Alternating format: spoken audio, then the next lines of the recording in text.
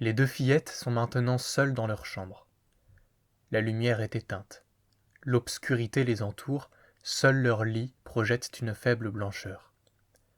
La respiration des enfants est tout à fait légère. On pourrait croire qu'elles dorment. Écoute, dit alors une voix. C'est la cadette qui a 12 ans, qui, doucement, peureusement presque, questionne dans l'ombre. Qu'est-ce qu'il y a ? Répond sa sœur de l'autre lit.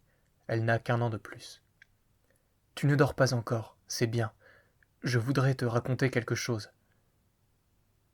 Pas de réponse. Seulement, on entend un froissement dans le lit. L'enfant s'est dressé et regarde curieusement du côté de sa sœur. On peut voir briller ses yeux. Sais-tu, je voulais te dire, mais réponds-moi tout d'abord. Est-ce que rien ne t'a surprise ces derniers jours de la part de notre gouvernante ? L'autre hésite et réfléchit. Si, dit-elle ensuite, mais je ne sais pas bien quoi. Elle n'est plus aussi sévère. Dernièrement, je n'ai pas fait de devoir pendant 2 jours et elle ne m'a rien dit du tout. Et puis, elle est toute... Je ne sais pas comment le dire. Je crois qu'elle ne s'intéresse plus du tout à nous. Elle se met toujours à l'écart, elle ne joue plus avec nous comme autrefois. Je crois qu'elle est triste et ne veut pas le montrer. Elle ne fait plus jamais de piano non plus. Le silence retombe entre les deux sœurs. Alors l'aînée dit à l'autre : « Tu voulais raconter quelque chose ? » ?»« Oui, mais il ne faut le dire à personne, vraiment, ni à maman, ni à ton ami. » »« C'est entendu, entendu. » Et déjà elle s'impatiente. « Qu'est-ce que c'est donc ? » ?»« Eh bien, tout à l'heure, comme nous allions nous coucher, il m'est venu soudain à l'esprit que je n'avais pas souhaité la bonne nuit à mademoiselle. J'avais déjà ôté mes bottines, mais malgré cela, je suis allé dans sa chambre et, tu sais, tout à fait doucement pour la surprendre.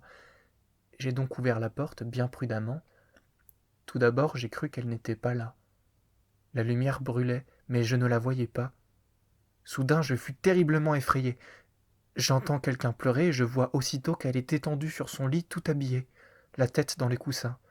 Elle sanglotait au point que j'en eus un saisissement. Mais elle ne m'a pas vu. Et alors j'ai refermé la porte tout doucement. J'ai dû m'arrêter un moment tellement je tremblais. Puis ce sanglot m'est parvenu une fois encore, bien distinctement à travers la porte, et je suis descendu vivement. Toutes deux se taisent. Puis l'une d'elles dit tout bas : « Pauvre mademoiselle. » Le mot tremble à travers la chambre comme un son vague et perdu, et expire bientôt dans le silence. « Je voudrais savoir pourquoi elle a pleuré, reprend la plus jeune. Elle n'a cependant eu de dispute avec personne au cours de ces derniers jours. Maman la laisse enfin en paix avec ses éternelles tracasseries, et nous, à coup sûr, nous ne lui avons rien fait, n'est-ce pas ? Pourquoi pleure-t-elle donc ainsi ? Je crois avoir trouvé, dit l'aîné. Pourquoi ? Dis-moi pourquoi ? L'autre hésite, enfin elle dit : Je crois qu'elle est amoureuse. Amoureuse ? Dit la cadette en tressaillant. Amoureuse ? Et de qui donc ? N'as-tu rien remarqué du tout ? Ce n'est pourtant pas d'Otto. Tu crois ? Et lui, ne serait-il pas amoureux d'elle ? Pourquoi donc lui qui habite et étudie chez nous depuis déjà 3 ans ne nous avait-il jamais accompagnés, alors que depuis quelques mois il est tout le temps avec nous ? A-t-il quelquefois été aimable envers toi ou moi avant l'arrivée chez nous de mademoiselle ? À présent il est toute la journée autour de nous. Constamment nous le rencontrons, par hasard, au jardin public, au parc municipal ou au prater, partout où nous allons avec la gouvernante. Cela ne t'a-t-il jamais étonné ? Tout effrayée, la cadette balbutie : « Si, si, naturellement, je l'ai remarqué, seulement j'avais toujours pensé que c'était... » La voix lui manque. Elle n'en dit pas plus. « Je l'avais tout d'abord cru, moi aussi, » fait l'aînée. « Nous sommes toujours, en effet, si bêtes, nous, les filles, mais j'ai malgré tout remarqué à temps que nous lui servions simplement de prétexte. » À présent, toutes deux se taisent. L'entretien semble terminé. Elles sont plongées dans leurs pensées ou déjà dans les rêves du sommeil. Alors la plus petite, ne parvenant pas du tout à comprendre, dit encore une fois dans l'obscurité : « Mais pourquoi pleure-t-elle donc ? Il l'aime pourtant. Et je me suis toujours imaginé que ce devait être si beau d'être amoureuse. » « Je ne sais pas, » répond l'aînée, toute rêveuse. « Je croyais moi aussi que ce devait être très beau. » Et doucement, plaintivement, comme un souffle, de lèvres déjà lourdes de sommeil s'échappe une fois encore : « Pauvre mademoiselle. » Puis le silence s'empare de la chambre. Le lendemain matin, elles ne reparlent pas de cela, et pourtant chacune d'elles devine que les pensées de l'autre tournent autour du même sujet. Elles passent l'une à côté de l'autre, elles s'écartent, mais leurs regards se rencontrent involontairement, quand toutes deux observent la gouvernante à la dérobée. À table, elles considèrent avec attention Otto, leur cousin, qui vit à la maison depuis des années, comme si c'était un étranger. Elles ne lui parlent pas. Mais sous leurs paupières baissées, elles louchent constamment pour voir s'ils n'échangent pas de signes avec leur gouvernante. L'inquiétude les tourmente. Contrairement à leur habitude, elles ne jouent pas aujourd'hui, et dans leur désir nerveux de percer le mystère, elles font des choses inutiles et sans objet. Le soir, l'une d'elles dit seulement, sur un ton froid, comme si cela lui était indifférent : « As-tu encore remarqué quelque chose ? » ?»« Non, » répond sa sœur en se détournant. Toutes deux ont comme une crainte de se parler. Cette muette observation, ce manège et cette recherche des deux enfants qui, avec inquiétude, se sentent inconsciemment près d'un fulgurant mystère, continuent ainsi pendant quelques jours. Enfin, l'une d'elles s'aperçoit, à table, que la gouvernante fait un léger signe des yeux à Otto. Il répond par un signe de tête. L'enfant tremble d'émotion. Elle palpe sous la table la main de son aînée. Comme celle-ci se tourne de son côté, elle braque sur elle des yeux étincelants. L'autre comprend aussitôt le geste et devient, elle aussi, très agitée. À peine les enfants se sont-elles levés de table que la gouvernante leur dit : « Allez dans votre chambre et occupez-vous un peu. J'ai mal à la tête et je désire me reposer une demi-heure. » Les petites baissent les yeux, elles se touchent prudemment des mains, comme pour s'avertir mutuellement. Et dès que la gouvernante est partie, la cadette bondit vers sa sœur. « Écoute, tu vas voir qu'Otto va se rendre maintenant dans la chambre de mademoiselle. Évidemment, puisque c'est pour cela qu'elle nous a dit d'aller dans la nôtre. Il faut que nous écoutions à la porte. Mais si quelqu'un vient, qui donc ? Maman ? » La petite s'effraie. « Eh bien, alors, sais-tu, moi j'écouterai à la porte et toi, tu resteras dans le couloir et tu me feras signe si quelqu'un vient. De cette façon, nous n'avons rien à craindre. » La petite fait la grimace. « Mais ensuite, tu me raconteras tout, n'est-ce pas ? Tout. Vraiment tout, mais tout. Oui, je te donne ma parole, et tu tousseras si tu entends venir quelqu'un. » Elles attendent dans le couloir, tremblantes et excitées. Leur sang bat furieusement. Que va-t-il se passer ? Elles se pressent étroitement l'une contre l'autre. On entend un pas. Elles se sauvent et se réfugient dans l'obscurité. Effectivement, c'est Otto. Il saisit le loquet, la porte s'ouvre. Rapide comme une flèche, l'aîné s'élance derrière lui et se colle contre la porte, tendant l'oreille et retenant sa respiration. La cadette regarde vers elle avec regret. La curiosité la brûle, l'arrache de la place qui lui a été assignée. Elle se glisse vers la porte, mais sa sœur la repousse avec colère. Elle attend alors de nouveau dans le couloir durant 2 à 3 minutes, qui lui paraissent une éternité. L'impatience la rend fiévreuse. Ses pieds s'agitent à droite et à gauche, comme si elle était sur un sol brûlant. Elle pleurerait presque d'énervement et de colère en songeant que sa sœur entend tout et elle rien. Alors, à côté, dans la 3e pièce, une porte se ferme. La fillette tousse et toutes deux s'enfuient dans leur chambre. Là, elles sont un moment sans respiration et le cœur battant. Puis sur un ton pressant, la cadette, avide de savoir, s'écrie : « Eh bien, raconte-moi !» L'aînée prend un visage pensif. Enfin, toute distraite, comme si elle se parlait à elle-même, elle dit : « Je ne comprends pas. »« Quoi ? C'est si étrange. »« Quoi ? Quoi ? Fait la cadette en haletant. À présent, sa sœur essaie de se rappeler. La petite se presse bien contre elle pour qu'aucun mot ne lui échappe.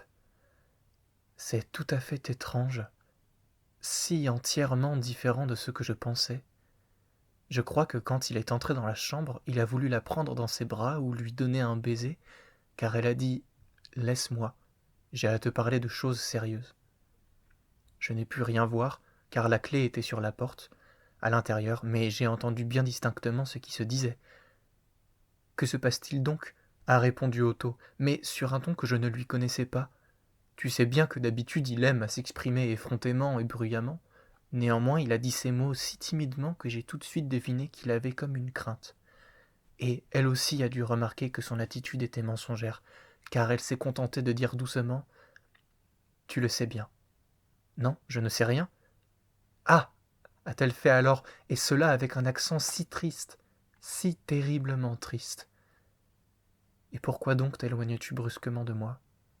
Depuis 8 jours, tu ne m'as pas dit un mot. Tu t'écartes de moi chaque fois que tu le peux.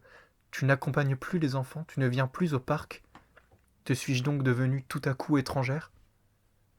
Oh, tu sais bien pourquoi tu t'es éloigné brusquement de moi. » Otto s'est tu, et puis il a dit « Je suis maintenant à la veille des examens. J'ai beaucoup de travail et je n'ai plus le temps de songer à autre chose. C'est absolument impossible pour le moment. » Alors elle a commencé à pleurer. Ensuite, elle lui a dit, au milieu de ses larmes, mais avec tant de douceur et de bonté, « Otto, pourquoi mens-tu ? Dis donc la vérité, je n'ai vraiment pas mérité que tu agisses ainsi à mon égard. Je ne t'ai rien demandé, mais il faut pourtant que nous parlions de la chose entre nous. Tu le sais bien, ce que j'ai à te dire, je le vois dans tes yeux. » « Quoi donc ?» a balbutié Otto, mais très, très faiblement. Et alors elle a dit... Tout à coup la fillette se met à trembler, et l'émotion l'empêche de poursuivre son récit. La cadette se presse contre elle plus étroitement encore. « Quoi ? Quoi donc ?» Alors la gouvernante a dit « Tu sais bien que j'ai de toi un enfant. » Avec la rapidité d'un éclair, la petite sursaute. « Un enfant ? Un enfant ? Mais c'est impossible !» Elle l'a pourtant dit. Tu dois avoir mal entendu. Non, non, elle l'a répété. Et tout comme toi, il a sursauté et s'est écrié « Un enfant !» Longtemps, elle s'est tue.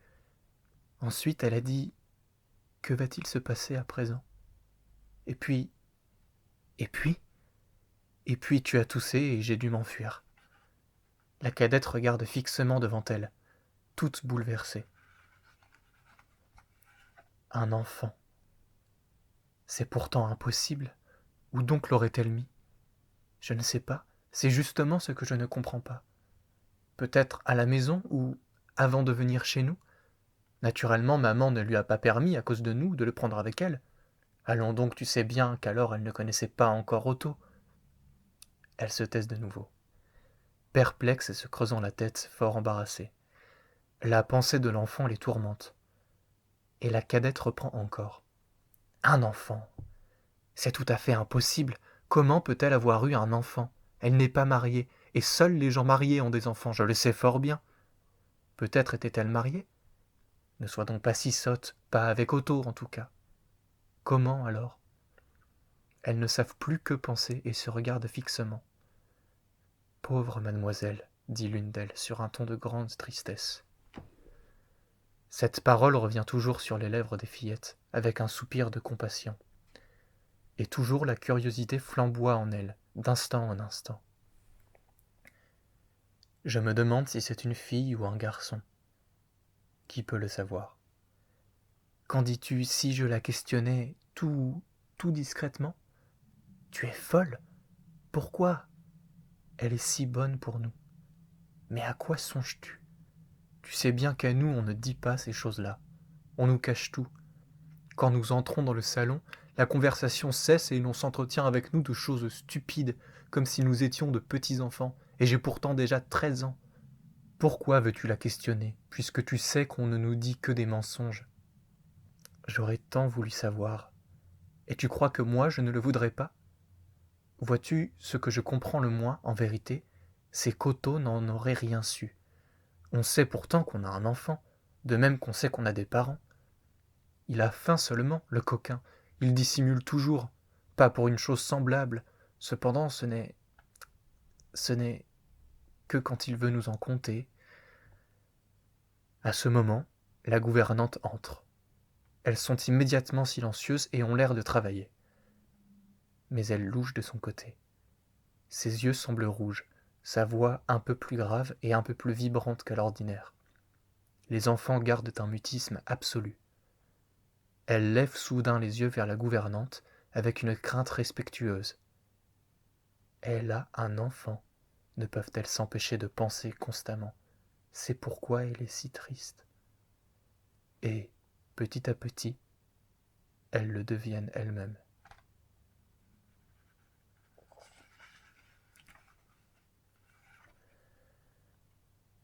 Le lendemain, à table, une brusque nouvelle les attend. Otto quitte la maison. Il a déclaré à son oncle qu'il se trouvait à présent juste à la veille des examens, qu'il devait travailler d'une façon intense et qu'ici il n'était trop dérangé. Il allait se chercher une chambre quelque part pour 1 ou 2 mois jusqu'à ce que tout fût passé. Les 2 enfants sont terriblement émus en entendant cela. Elles voient là quelque rapport secret avec l'entretien de la veille. Elles devinent, avec leur instinct aiguisé, une lâcheté, une fuite. Quand Otto veut leur faire ses adieux, elle se montre grossière et lui tourne le dos. Mais elle louche de son côté, maintenant qu'il est devant la gouvernante. Un tressaillement apparaît sur les lèvres de celle-ci. Pourtant, elle lui tend tranquillement la main, sans dire un mot. Les enfants sont devenus tout autres au cours de ces quelques jours. Elles ont abandonné leur jeu et perdu leur sourire. Leurs yeux n'ont plus leur ordinaire éclat de gaieté et d'insouciance. Elles sont en proie à l'inquiétude et à l'incertitude. Une méfiance sauvage les anime contre toutes les personnes de leur entourage. Elles ne croient plus à ce qu'on leur dit. Elles flairent derrière chaque mot le mensonge et les arrière-pensées. Elles observent et espionnent tout le jour. Elles épient chaque mouvement, recueillent chaque tressaillement, chaque intonation. Elles se glissent partout comme des ombres, écoutent aux portes pour attraper un mot. En elles se manifeste un furieux effort pour secouer, de leurs impatientes épaules, le sombre réseau de ces mystères, ou tout au moins pour jeter, à travers une maille, un regard dans le monde de la réalité. La foi enfantine, cette gaie et insouciante cécité, s'est détachée d'elle. Et puis elles pressentent que la lourde atmosphère engendrée par les événements fera éclater quelque nouveau fait sensationnel, et elles craignent de le laisser échapper. Depuis qu'elles savent que le mensonge les entoure, elles sont réticentes et méfiantes, astucieuses et menteuses. Près de leurs parents, elles se renferment dans une puérilité qui n'est que simulée, pour se livrer ensuite à une soudaine exubérance. Tout leur être n'est plus qu'inquiétude nerveuse. Leurs yeux, autrefois d'un éclat doux et léger, semblent devenus plus étincelants et plus profonds. À épier et à espionner ainsi constamment, elles sont si désemparées que leur amour mutuel devient plus intime. Quelquefois, dans le sentiment de leur ignorance, elles s'embrassent soudain furieusement, ne faisant que céder avec exaltation à un besoin de tendresse qui, brusquement, déborde, ou bien elles éclatent en larmes. Sans cause apparente, leur vie subit une crise soudaine. Parmi les nombreuses mortifications dont le sentiment ne fait que de s'éveiller en elles, il en est un surtout qu'elles éprouvent. Dans leur fort intérieur, sans proférer un mot, elles se sont engagées à procurer le plus de joie possible à leur gouvernante, elle qui est si triste. Elles font leur devoir avec soin et application, elles s'aident mutuellement, elles évitent de faire du bruit, ne donnent lieu à aucune critique et volent au-devant de chacun de ses désirs. Mais la gouvernante ne le remarque pas, et c'est cela qui leur fait si mal. Elle est devenue tout autre ces derniers temps.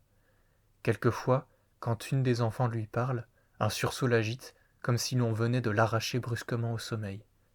Et alors, il semble toujours que son regard revienne de quelque lointain horizon, et qu'il cherche quelque chose. Souvent, elle est là, assise, des heures entières, à regarder devant elle en rêvant. Alors les fillettes marchent en glissant sur la pointe des pieds pour ne pas la déranger.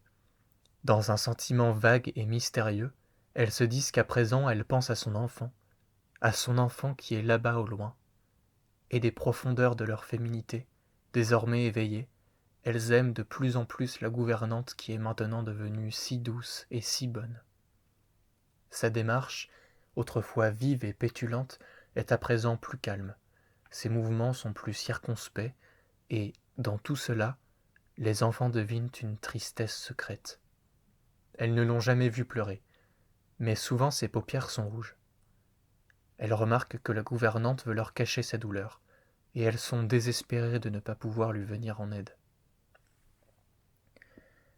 Un jour qu'elle s'est tournée vers la fenêtre et qu'elle passe un mouchoir sur ses yeux, la cadette prend soudain courage, lui saisit doucement la main et lui dit « Mademoiselle, vous êtes si triste tous ces derniers temps. Mais ce n'est pas nous qui en sommes cause, n'est-ce pas ?» La gouvernante la regarde avec émotion et glisse sa main sur la chevelure souple de la petite. « Non, mon enfant, non, dit-elle, ce n'est pas vous, certainement. » Et elle l'embrasse doucement sur le front. Toujours observant et épiant, ne négligeant rien de ce qui touche le cercle de ses regards, une fois, en entrant subitement dans le salon, l'une d'elles a saisi un bout de conversation. Une phrase seulement, car les parents ont aussitôt arrêté l'entretien. Mais chaque mot à présent allume en elle 1000 suppositions. « Moi aussi, quelque chose de semblable m'a déjà étonné, disait la mère. Je l'interrogerai dans ce cas. L'enfant a tout d'abord cru que cela se rapportait à elle, et, presque avec effroi, elle a couru auprès de sa sœur pour faire appel à ses conseils et à son aide. Mais à midi, elle remarque que les regards de leurs parents se fixent sur le visage distraitement rêveur de la gouvernante et se rencontrent ensuite. Après le repas, la mère dit d'un ton léger à la gouvernante « Je vous prie de venir dans ma chambre, j'ai à vous parler. » La gouvernante incline doucement la tête. Les enfants tremblent violemment. Elles devinent qu'à présent il va se passer quelque chose. Et, aussitôt que la gouvernante entre dans la chambre de leur mère, elles se précipitent derrière elle. Se coller ainsi aux portes, fouiller dans les coins, être aux écoutes, espionner, est devenu pour elles tout à fait naturel. Elles ne voient plus du tout ce qu'il y a là de laid ou de risqué. Elles n'ont plus qu'une pensée, s'emparer de tous les secrets dont on voile leur regard. Elles écoutent, mais elles n'entendent que le léger sifflement des mots qu'on chuchote. Un tremblement nerveux agite leur corps. Elles craignent que tout ne leur échappe. Voici que dans la chambre, une voix se fait plus distincte. C'est celle de leur mère. D'un ton hargneux et méchant, elle dit « Avez-vous cru que le monde est aveugle, qu'une chose pareille ne se voit pas ? J'imagine comment vous avez rempli votre devoir avec de telles pensées et une telle moralité. Et c'est à quelqu'un de semblable que j'ai confié l'éducation de mes enfants, de mes filles que vous avez négligées, Dieu sait comment. » La gouvernante semble répliquer quelque chose, mais elle parle trop bas pour que les enfants puissent comprendre. Des excuses, toute personne de mœurs légères a ses excuses. Ça se donne au premier venu et ça ne pense à rien. Le bon Dieu est là pour ça, n'est-ce pas ? Et une personne semblable veut être éducatrice, formée de jeunes filles. C'est une effronterie. Vous ne croyez pourtant pas que je vais vous garder encore longtemps chez moi dans cet état ? Dehors, les enfants tendent l'oreille. Un frisson parcourt leur corps, elles ne comprennent pas tout cela, mais c'est terrible de leur mère et, comme réponse, maintenant, les sanglots étouffés de la gouvernante. Les larmes coulent de ses yeux, mais leur mère ne semble qu'en être plus irritée. « C'est tout ce que vous savez faire, pleurer à présent. Cela ne me touche pas.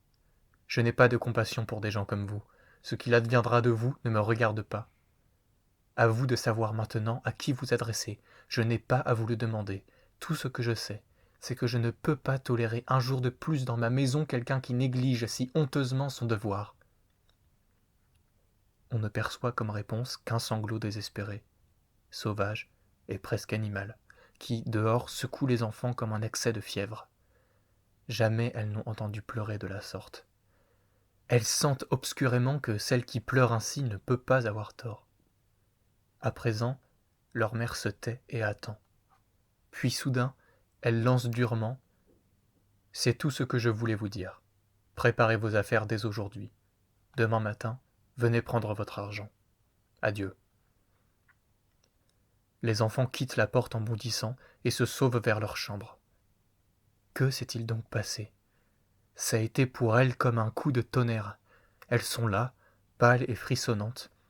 Pour la première fois, elles soupçonnent quelque chose de la réalité. Et, pour la première fois aussi, elles osent éprouver contre leur mère un sentiment de révolte. « C'est vilain de la part de maman de lui parler ainsi, » dit l'aînée, les lèvres serrées. Effrayée par un mot si téméraire, la plus petite balbutie plaintivement. « Mais nous ne savons pas du tout ce qu'elle a fait. Rien de mal, pour sûr. Mademoiselle ne peut avoir rien fait de mal. Maman ne la connaît pas. Et puis, comme elle a pleuré, cela m'a fait peur. Oui, c'était terrible. Mais aussi, comme maman a crié contre elle, c'était vilain. Je te le dis, c'était vilain. » Elle frappe du pied.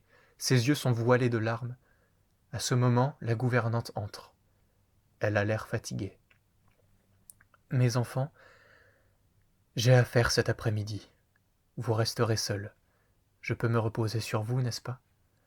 Je viendrai ce soir voir si tout va bien. » Elle sort sans remarquer l'émotion de Petite. « As-tu vu ? Ses yeux étaient tout gonflés à force d'avoir pleuré. Je ne comprends pas que maman ait pu se conduire ainsi avec elle. Pauvre mademoiselle. » Ces mots résonnent à nouveau, compatissants et désolés.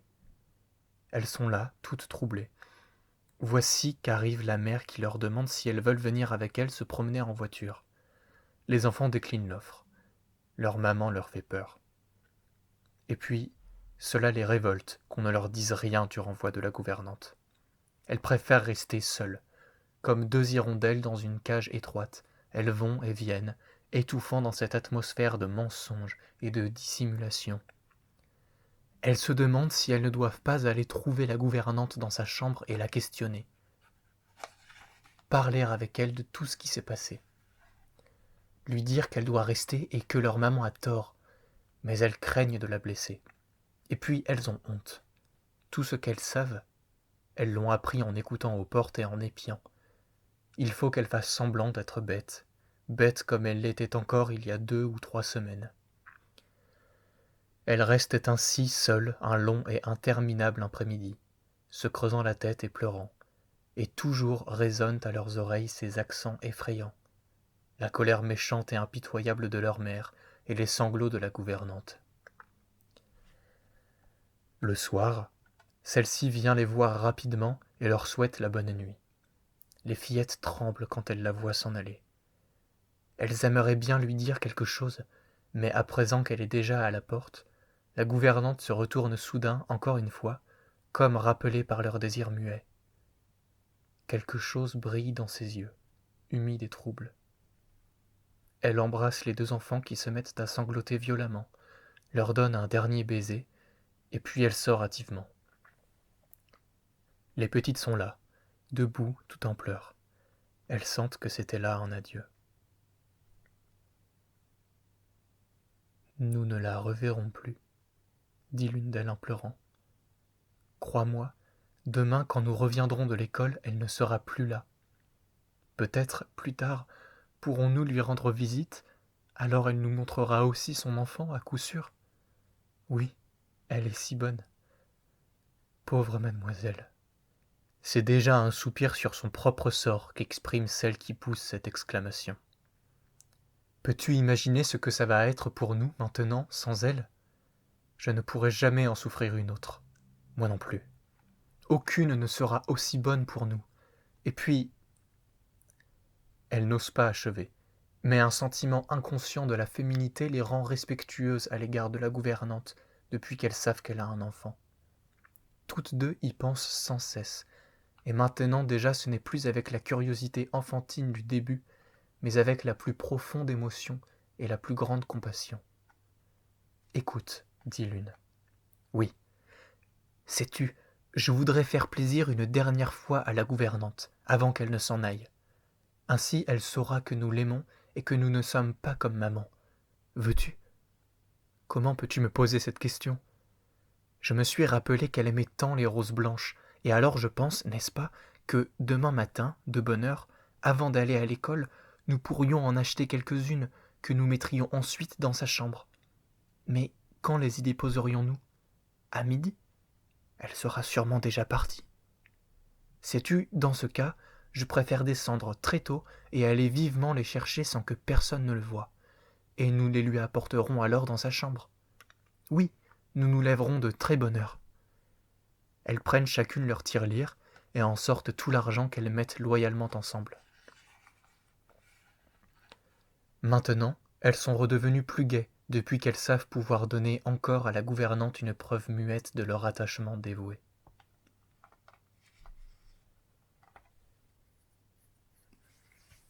Elles se lèvent de grand matin. Comme elles frappent à la porte de la gouvernante, tenant dans leurs mains légèrement tremblantes les jolies roses épanouies qu'elles veulent lui offrir, personne ne répond. Elles croient que la gouvernante dort et entrent avec précaution. Mais la chambre est vide et le lit n'est pas défait. Tout, autour d'elle, est éparse, en désordre. Sur la tapis foncé de la table, quelques lettres jettent un faible éclat. Les deux enfants s'effraient. Que s'est-il passé? Je vais trouver maman, dit l'aînée, décidée. Et, arrogante, les yeux sombres, sans aucune crainte, elle se plante devant sa mère et lui demande « Où est notre gouvernante ?» « Elle est sans doute dans sa chambre, dit la mère tout étonnée. La chambre est vide, le lit est intact, elle doit être partie depuis hier soir, pourquoi ne nous a-t-on rien dit ?» La mère ne remarque pas du tout le ton méchant, provoquant de l'enfant. Elle est devenue pâle et se rend près du père, qui se précipite dans la chambre de la gouvernante. Il tarde à revenir. La fillette observe sa mère, qui semble très émue, d'un regard fixe et plein d'irritation que les yeux de celle-ci n'osent pas soutenir en face. Le père entre alors. Il a le visage tout blême et il tient une lettre à la main. Il va avec la mère dans le salon et, là, lui parle à voix basse. Les enfants se tiennent dehors et, subitement, n'osent plus écouter. Elles redoutent la colère de leur père qu'elles n'avaient jamais vu comme il est maintenant. La mère, qui sort à présent du salon, a les yeux gonflés de larmes et elle regarde d'un air effaré. Les petites s'avancent à sa rencontre, inconsciemment, comme poussées par l'angoisse qui est en elles, et elles veulent encore la questionner. Mais elle leur dit durement « Allez à l'école, il est déjà tard. » Et les fillettes sont obligées de partir. Elles sont là, assises comme en rêve pendant 4 ou 5 heures parmi toutes les autres, et elles n'entendent aucun mot de ce qui est dit. Après la classe, elles rentrent précipitamment à la maison. Là, tout est comme à l'ordinaire, sauf qu'une pensée terrible semble remplir l'esprit des gens. Personne ne parle, mais tous, même les serviteurs, ont des regards si singuliers. La mère vient au-devant des enfants. Elle a l'air de s'être préparée à dire quelque chose. Elle commence. « Mes enfants, votre gouvernante ne reviendra plus. Elle est... » Mais elle n'ose achever. Les yeux des enfants sont si étincelants, ils percent les siens de façon si menaçante, si méchante, qu'elle n'ose pas leur dire un mensonge. Elle se détourne, fait quelques pas, s'enfuit dans sa chambre. L'après-midi, Otto surgit soudain. On l'a appelé, il y avait une lettre à son nom. Lui aussi est pâle. Il regarde partout d'un air égaré. Personne ne lui adresse la parole. Tous s'écartent de lui. Il aperçoit les deux enfants tapis dans un coin et veut leur dire bonjour. « Ne me touche pas, dit l'une, frissonnant de dégoût, et l'autre crache devant lui. Il erre encore un moment, gêné et confus, puis il disparaît. Personne ne parle aux enfants. Elles-mêmes n'échangent pas un mot. Pâles et troublées, désemparées, elles font le tour de l'appartement comme des bêtes en cage. Toujours elles se rencontrent, se regardent fixement, les yeux gonflés de larmes, et ne disent pas une syllabe. À présent, elles savent tout. Elles savent qu'on leur a menti, que tous les gens peuvent être méchants et vils. Elles n'aiment plus leurs parents. Elles ne croient plus en eux. Elles savent qu'elles ne pourront plus avoir confiance en personne et que, maintenant, tout le fardeau de cette monstrueuse vie va s'abattre sur leurs frêles épaules. De l'heureuse sérénité de leur enfance, elles sont comme précipitées dans un abîme. Elles ne peuvent pas encore comprendre l'horrible drame qui s'est joué autour d'elles, mais leur pensée fait des efforts inouïs pour y arriver et menace de les étouffer. La fièvre empourpre leurs joues, elles ont un regard mauvais, courroucé. Elles errent çà et là, comme glacées dans leur isolement. Personne, pas même leurs parents, n'ose leur parler, tellement elles regardent le monde méchamment. Leur incessant va-et-vient reflète l'agitation qui bout en elles, et, sans qu'elles se parlent, une solidarité effrayante existe entre les deux enfants. Le silence impénétrable, inquestionnable, la douleur sourde, taciturne, sans cris, sans larmes, les rend étrangères à tous et menaçantes. Personne ne les approche. Le chemin qui conduit à leur âme est coupé, peut-être pour des années. Ce sont des ennemis, sentent tous ceux qui les entourent, des ennemis décidés, qui ne peuvent plus pardonner, car depuis hier, elles ont cessé d'être des enfants. En cet après-midi, elles ont vieilli de plusieurs années. Et c'est seulement le soir, lorsqu'elles sont seules dans l'obscurité de la chambre, que se réveille la frayeur enfantine, la peur de la solitude, la peur des morts, et puis une peur mystérieuse de choses confuses. Dans l'agitation générale de la maison, on a oublié de chauffer la pièce. Frissonnantes, elles se glissent alors dans le même lit, s'enlacent fermement de leurs maigres bras d'enfants et pressent l'un contre l'autre leurs corps grêles, non encore formés, comme pour chercher une assistance contre la peur. Elles n'osent encore pas se parler. Mais, à présent, la cadette éclate enfin en larmes et l'aînée se met aussi à sangloter farouchement. Étroitement enlacées, elles pleurent, se baignent mutuellement le visage de larmes brûlantes qui, tout d'abord coulent hésitantes, puis plus rapides, et, poitrine contre poitrine, l'une reçoit de l'autre le choc de son sanglot, qu'elle lui renvoie dans un frisson. Les deux enfants ne sont qu'une seule souffrance, un corps unique qui sanglote dans l'obscurité. Ce n'est plus la gouvernante qu'elles pleurent, ni leurs parents qui, maintenant, sont perdus pour elles. Mais c'est une brusque horreur qui le secoue, la peur de tout ce qui pour elles va à présent sortir de ce monde inconnu dans lequel elles ont jeté aujourd'hui un premier regard plein d'effroi. Elles ont peur de la vie dans laquelle elles entrent maintenant, de la vie qui leur apparaît sombre et menaçante comme une forêt ténébreuse qu'elles seraient obligées de traverser. L'angoisse confuse qu'elles éprouvent devient toujours plus vague, touche presque au domaine du rêve et, de plus en plus, leur sanglot s'affaiblit. Leurs deux haleines, à présent, se confondent, comme tout à l'heure se confondaient leurs larmes. Et enfin elles s'endorment.